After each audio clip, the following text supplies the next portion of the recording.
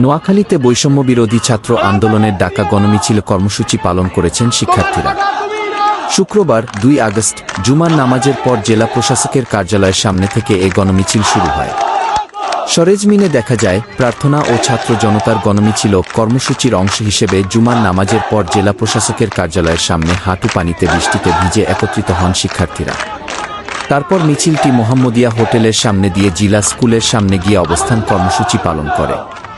তারপর আবার মোহাম্মদিয়া হোটেলের সামনে এসে কর্মসূচি শেষ হয়। কর্মসূচি চলার সময় শহরের পুরনো বাসস্ট্যান্ড সহ বিভিন্ন গুরুত্বপূর্ণ স্থানে পুলিশ মোতায়েন থাকতে দেখা গেছে। তবে কোনো অপ্রীতিকর ঘটনা ঘটেনি।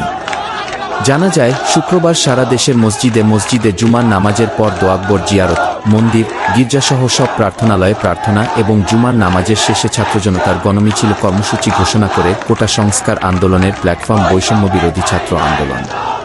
তার অংশ হিসেবে শিক্ষার্থী জনতাকে হত্যার প্রতিবাদ ও ৯ দফা দাবি বাস্তবায়নে শুক্রবার জুমার নামাজের পর জেলা প্রশাসকের কার্যালয়ের সামনে একত্রিত হয় শিক্ষার্থীরা। তারপর সেখান থেকে একটি মিছিল শহরের বিভিন্ন সড়ক প্রদক্ষিণ করে জিলা স্কুলের সামনে গিয়ে অবস্থান কর্মসূচি পালন করে। তারপর মোহাম্মদিয়া মোড়ে এসে কর্মসূচি শেষ হয়। এতে জেলার বিভিন্ন স্কুল, কলেজ ও বিশ্ববিদ্যালয়সহ বিভিন্ন শিক্ষা প্রতিষ্ঠানের কয়েক হাজার শিক্ষার্থী অংশ নেয়।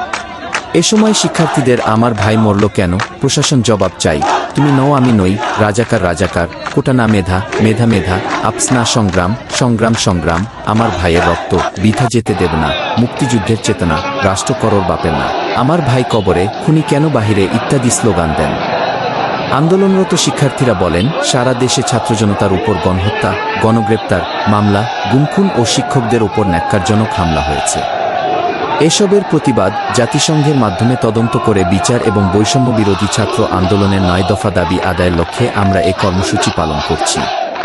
আমাদের দাবির বাস্তবায়ন না হওয়া পর্যন্ত বৈষম্যবিরোধী ছাত্র আন্দোলনের পক্ষ থেকে নতুন নতুন আরও কর্মসূচি ঘোষণা করা হবে। জেলা police super SP Mohammad Asaduzzaman গণমাধ্যমকে বলেন, শান্তিপূর্ণ কর্মসূচি পালনে পুলিশ কখনো বাধা দেবে না। পুলিশ সতর্ক অবস্থায় ছিল।